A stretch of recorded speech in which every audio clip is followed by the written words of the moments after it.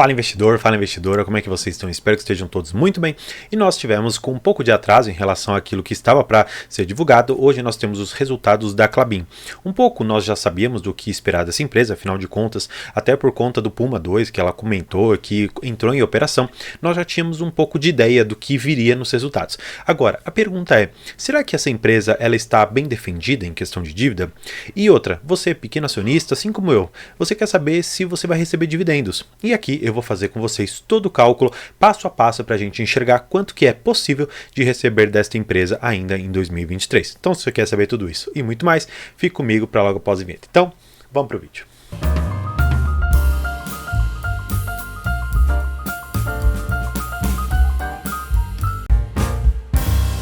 Eu preparei aqui um material para vocês no qual eu passo, de uma certa maneira, pelos pontos que eu considerei mais importantes para você colocar uma lupa quando for analisar os resultados. Aqui, claro, eu não quero estabelecer algo exaustivo, eu não quero passar por todos os pontos minuciosamente, eu quero trazer aqui aquilo que é mais importante para você ficar de olho em relação aos resultados que essa empresa vem divulgando. Tá, para a gente começar, eu vou trazer vocês aqui para o Puma 2, o startup da MP28. Basicamente, aqui esse projeto Puma é uma máquina de cartão papel e basicamente isso vai gerar uma produção de 460 mil toneladas por ano e traz uma questão muito importante para nós, olhando que a empresa ela não está parada, que ela está trazendo novos projetos para dentro da empresa e que isso, de uma certa maneira, transforma aquela operação toda em um EBITDA que gera, claro, por conta do fluxo que nós temos aqui, um dividendo para você, acionista, para nós, acionistas. O ROIC, que é o Return on Invested Capital, que basicamente significa o quanto que a empresa ela consegue operacionalizar, o quanto que ela consegue rentabilizar em cima do capital que ela investiu na empresa. Então, nós temos aqui uma rentabilidade de 17,4% nos últimos 12 meses. Olha só que interessante. Se você pegar aqui a nossa Selic, vamos dizer assim, seria a taxa mínima esperada de crescimento da empresa, seria de 13,75%, nós tivemos aqui um resultado muito maior do que isso, e isso mostra de uma certa maneira que a Klabin é uma empresa que está bem defendida no setor em que ela atua. No entanto, você precisa enxergar alguns fatores que eu vou trazer para vocês logo em seguida, que são de chamar a atenção, pontos que você deve ter como noção do que pode impactar a lucratividade dessa empresa. Seguindo aqui um pouco, eu quero trazer para vocês os números de uma forma bem aberta ainda, depois eu vou estabelecer alguns com vocês que eu acho que são os mais importantes, mas eu acho que vale a pena a gente notar o EBITDA ajustado, porque ele é o indicador mais importante para você saber o quanto que você vai receber de dividendos. Afinal de contas, a empresa ela tem uma política de dividendos baseada não no lucro líquido, mas no EBITDA da empresa. E hoje nós tivemos aqui 1,344 bilhões de reais. Ou seja, nós estamos falando de uma certa queda em relação ao EBITDA, aqui na casa dos seus 31% contra o primeiro TRI de 21 e de 32% em relação ao segundo TRI de 22. Ou seja, como eu gosto sempre de falar para vocês, eu gosto de analisar a empresa como um filme. Olhando nesse espectro, portanto, eu gostaria de que você enxergasse que a empresa ela não está perdendo seus fundamentos. Na verdade, algumas questões aqui que são inerentes ao próprio negócio da Klabin têm sim afetado gradativamente a empresa, e eu vou trazer esses pontos para vocês. Porque, por mais que o EBITDA dele esteja sim reduzindo nesse período todo, existem fatores que são implícitos ao próprio negócio e que, se você não sabia e está criticando o dividendo, confesso que talvez você precise ainda se debruçar um pouco mais no estudo da empresa e compreender como que ela consegue rentabilizar as suas operações, tá bom? Olhando aqui para algumas coisas que eu acho importantes você saber, que esses são os principais motivos pelos quais o EBITDA vem diminuindo. Então eles colocam aqui que a China teve uma retração de 31% em relação à fibra curta e de 21% em relação à fibra longa. Além disso, eles colocam aqui uma retração no preço médio dos três tipos de fibra que a Klabin negocia, em aqui mais ou menos 17%, e efetivamente isso acaba impactando os resultados que nós temos. Eu coloquei aqui também para vocês que o preço médio foi de mais ou menos $785 a tonelada, e isso gera para nós uma redução de mais ou menos 10% em relação ao trimestre anterior. Ou seja, olha só o que eles estão dizendo, que há 3 meses atrás nós tínhamos um preço 10% maior do que aquele que é negociado hoje. Tanto é que em momentos passados eu me recordo de esse número aqui está na casa lá dos 1.300, 1.400 dólares a tonelada. Então, olha só o quanto que efetivamente nós tivemos de redução na commodity que existe por detrás da Klabin. Se você não sabia disso, Eu convido você a se inscrever aqui no canal, porque eu sempre trago essas informações que podem ser insights legais para você ter uma noção a respeito de como que a empresa funciona e como que ela operacionalmente ganha ali o dinheiro. Seguindo aqui um pouco, eu quero mostrar para vocês algumas outras indicações importantes que impactam mais uma vez na empresa. Eles colocam aqui que houve uma redução de 15% na comparação do segundo TRI de 2022, em relação ao que? A receita líquida total, devido ao que? Menor volume de vendas. Então, aqui a gente já tem uma questão importante. Não só os valores reduziram, mas também nós tivemos um volume de vendas menor. Por quê? Nós tivemos paradas programadas e redução do preço do Kraftliner e da celulose. Então, olha só o que está acontecendo aqui na empresa. É como se fosse uma tempestade perfeita. Porque aqui nós temos paradas, nós temos menor volume de venda, nós temos a commodity caindo, e aqui eu trago algo muito importante para você que, se você não sabia, vale mais uma vez a sua inscrição, porque isso é um ponto interessante. A Klabin, ela tem uma parte da sua receita dolarizada. Exatamente por isso, ela é impactada pelo câmbio. Então, sabe quando você olha ali no jornal que o dólar caiu alguns por cento e que ele saiu lá dos seus R$ 5,20 e está hoje nos R$ 4,80?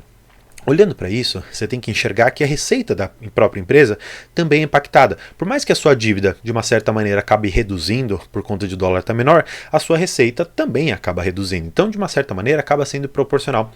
Olhando aqui para o segundo TRI de 22, você pode perceber que o dólar médio da empresa, o que ela negociou, foi na casa dos R$ 4,95 e o dólar final foi de R$ 4,82. Agora, comparando com o primeiro TRI de 23, estávamos em R$ 5,20 e no segundo TRI de 22, em R$ 4,93. Tá, André, mas sim, no segundo TRI de 22 e no segundo TRI de 23 o dólar estava muito parelho, por que houve essa redução de EBITDA de mais ou menos ali uns 600 milhões de reais? Bem, como você viu, vários fatores eles impactam. Primeiro, demanda. Segundo, o valor da própria commodity, do próprio preço ali do produto final. Então são vários fatores que impactam e o dólar é um deles que você também deve ficar de olho. Por mais que aqui o dólar estivesse muito parecido com o valor que nós praticamos no segundo trimestre de 23, tem que lembrar todos aqueles fatores que eu pontuei em relação à redução, retrações e impactos importantes na questão da celulose, das fibras e tudo mais que a própria Klabin ela trouxe nos resultados. Bem, seguindo aqui um pouco, e eu quero mostrar essa parte que eu acho muito interessante, caso você também não conheça, a questão do volume de vendas e a receita de venda de produtos. Olha só, se você pegar a questão de cartões, tá aqui ó, muito em linha, tem uma produção de 20% e um retorno de mais ou menos 22%. Quando você olha para celulose, olha só, o volume de vendas 39% e quanto que isso representa no resultado final? 30%. Então, mais ou menos aqui, o que acontece? Você precisa de muita celulose. De uma certa maneira, você não gera uma receita compatível com aquilo que você produziu. Isso não é necessariamente ruim, porque parte dessa celulose, que está aqui relacionada também em embalagens, isso acaba retornando de uma outra maneira para a empresa. Então, a gente acaba aqui compensando uma coisa pela outra e, de uma certa maneira, você fica defendido aqui. Temos aqui a questão do container boards, que basicamente aqui está em 12, aqui em 9, ou seja, num volume de produção de 12% em relação a tudo que ela fez e em relação à receita daquilo foi de 9% em tudo, e temos aqui outros que eles não especificam de forma aqui tão clara para a gente. Seguindo um pouco, eu ainda quero mostrar para vocês um pouco de como que é a composição do caixa, ou pelo menos o custo de caixa dessa empresa. Por quê? Você precisa saber como que as coisas elas funcionam. Se a empresa ela é sua, e eu digo sua porque você é sócio daquela empresa, você é dono de uma parte, por mais que seja pequena, mas é uma parte daquela empresa. Então você precisa saber o momento em que eles plantam uma mudinha ali da Klabin, que eles vão colocar depois aquilo lá para extrair a celulose, como que aquilo é transformado, por exemplo, numa embalagem, como que aquilo é enviado para um determinado lugar para exportação, até para distribuição doméstica aqui no Brasil, e você precisa saber disso. Então, olha só, 30% do custo deles está em pessoal. Houve um pequeno aumento em relação ao ano passado, então vamos dizer assim que de uma certa maneira está em linha, porque se a gente pegar de um ano para o outro com uma inflação de 13%, vamos considerar que isso daqui foi menor do que efetivamente a inflação, porque se você pegar 13% em cima de 28%, a gente teria mais ou menos aqui uns 31,2%, 31,3% em relação ao valor que deveria. Então, nós temos um aumento no pessoal, um aumento na despesa com o pessoal, mas isso não é tão significante porque foi menor do que a inflação. Olha só que interessante, madeira, papel e aparas. Aqui houve uma redução. E nesse ponto específico, eu quero fazer apenas uma indagação para você. Você sabe o que é aparas? Então, se você não sabe o que é paras, mais uma vez eu convido você a se inscrever aqui no canal, porque eu sempre comento dessas questões importantes dentro de uma empresa. As aparas são basicamente o material que você recolhe de reciclagem. São aquelas embalagens, aquelas coisas que vamos dizer assim, os catadores de lixo eles conseguem juntar, as cooperadoras ali, elas juntam e aí elas revendem aquilo lá para a Klabin, para a Irani e para outras tantas empresas que fazem a reciclagem. E aqui, dentro de madeira, aquilo lá que eles efetivamente produzem, o papel e até as aparas que são os recicláveis, isso entra como um custo para a empresa porque ela precisa pagar por esse material. Além disso, nós temos a questão de frete, que ficou de uma certa maneira um pouco mais barato, muito devido à questão da baixa do combustível, da baixa do petróleo.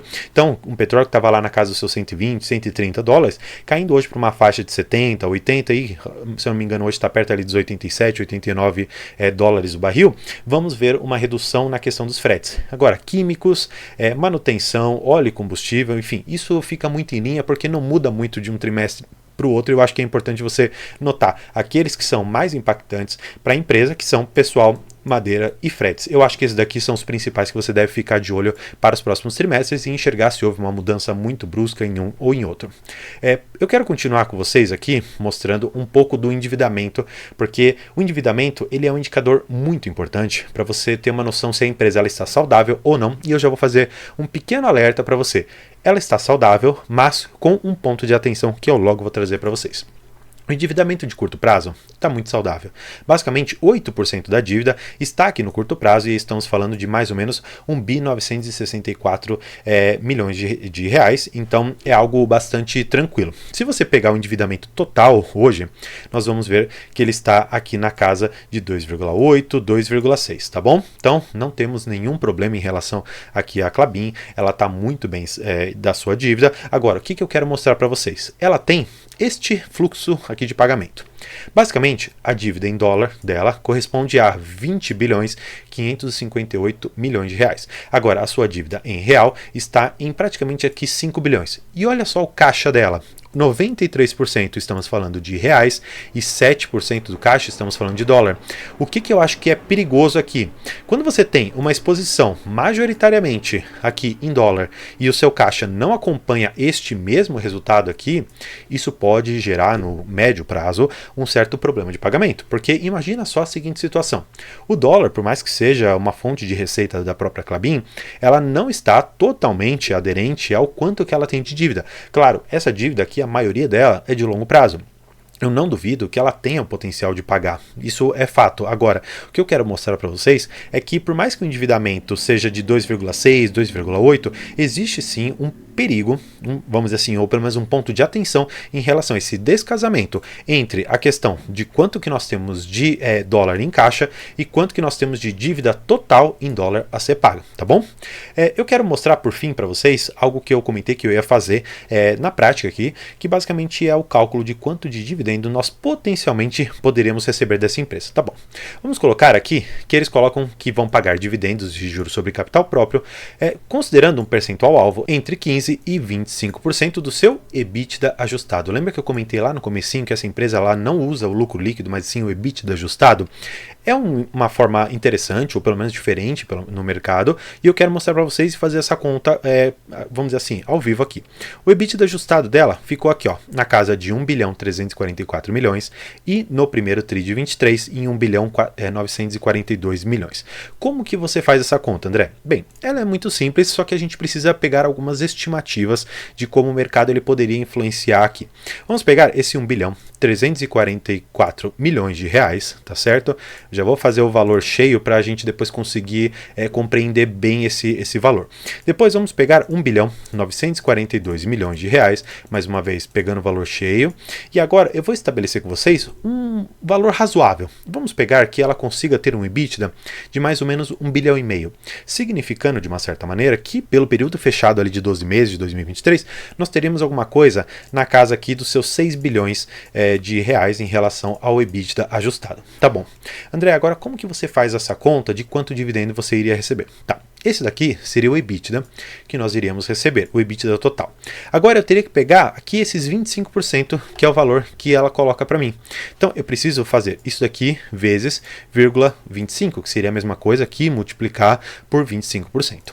Isso me geraria um EBITDA na casa de 1.571.500.000 reais. Agora eu preciso pegar aqui com vocês o quanto de papéis que essa empresa tem. Então eu vou pegar a quantidade de papéis que ela tem e mais uma vez eu vou dividir esse valor para que a gente tenha mais ou menos uma noção de quanto que é possível receber. Olhando aqui, nós teremos um dividendo por ação de mais ou menos 27 centavos. André, isso é bom? Isso é ruim? Bem, aqui eu vou deixar na sua mão a escolha entre o que é bom e o que é ruim. Agora, se você pegar aqui, vamos arredondar para 28 centavos. Vamos pegar esses 28 centavos dividido por mais ou menos o preço hoje da Klabin, está nos seus R$ 4,20, isso daria um dividendo de mais ou menos aqui os seus 6,67%. É um dividendo bom, se você olhar pela técnica do Décio Bazin e até mesmo pela do AGF, esse é um dividendo que passa vamos dizer assim, o mínimo exigido para você investir. Olhando até mesmo para o preço teto, a empresa já está muito próxima àquilo que ela efetivamente deveria valer. Mas agora eu quero te fazer uma pergunta. Você investe em Klabin? Qual o seu preço teto? Se você tem uma meta de ações, eu gostaria muito que você compartilhasse isso conosco. Até mesmo aqui no primeiro link da descrição você vai poder ir para o nosso grupo lá do WhatsApp, que nós já somos mais de 50 pessoas conversando diariamente sobre investimentos. Então, te convido a entrar lá, se inscrever no canal e vou fazer um último convite para você. Vou deixar aqui um vídeo relacionado a um comparativo que eu fiz entre Klabin e Irani. Se você gostar, espero que assista e se tiver curiosidade pode deixar um comentário que a gente está sempre aqui para responder. Então, por hoje é isso. Muito obrigado e tchau.